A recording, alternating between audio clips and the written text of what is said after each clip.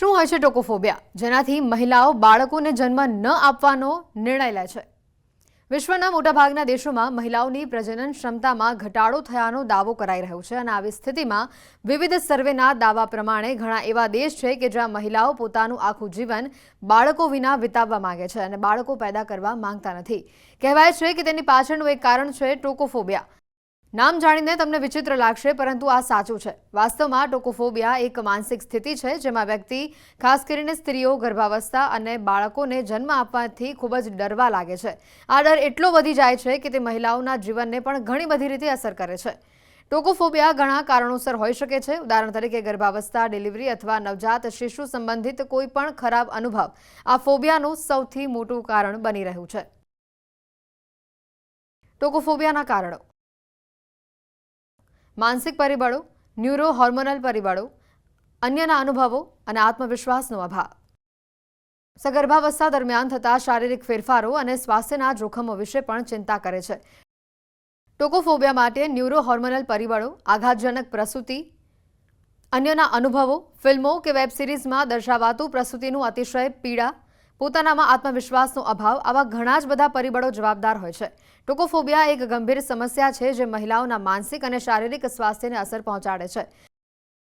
ટોકોફોબિયાનો મતલબ થાય છે પ્રસવ ક્રિયાને લગતા ઘણા બધા લોકોને જે ભય હોય છે, એ ભય જ્યારે એક્સ્ટ્રીમ અને અનએક્સપ્લેનેબલ હોય તો એને આપણે ટોકોફોબિયા એવું નામ આપીએ છીએ.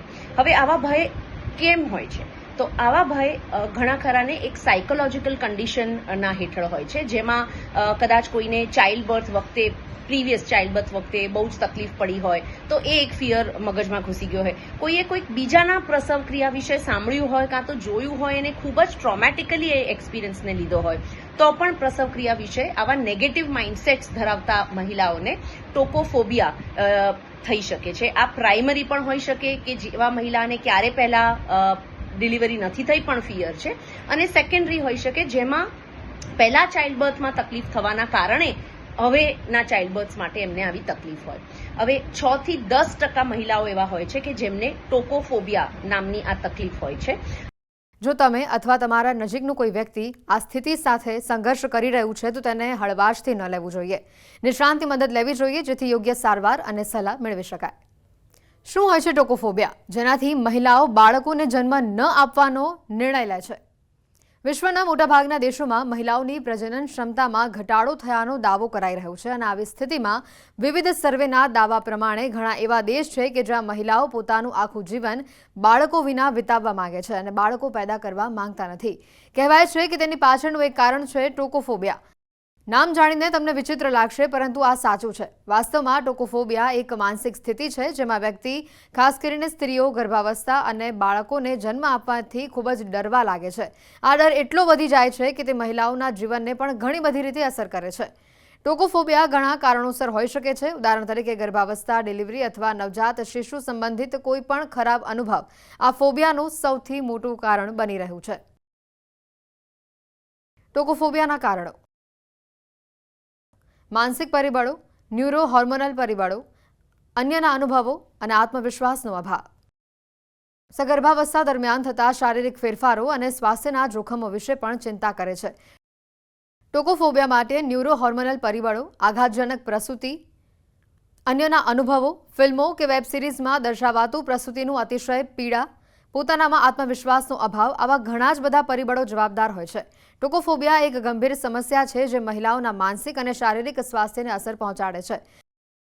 ટોકોફોબિયાનો મતલબ થાય છે પ્રસવ ક્રિયાને લગતા ઘણા બધા લોકોને જે ભય હોય છે, એ ભય જ્યારે એક્સ્ટ્રીમ અને અનએક્સપ્લેનેબલ હોય તો એને આપણે ટોકોફોબિયા એવું નામ આપીએ છીએ.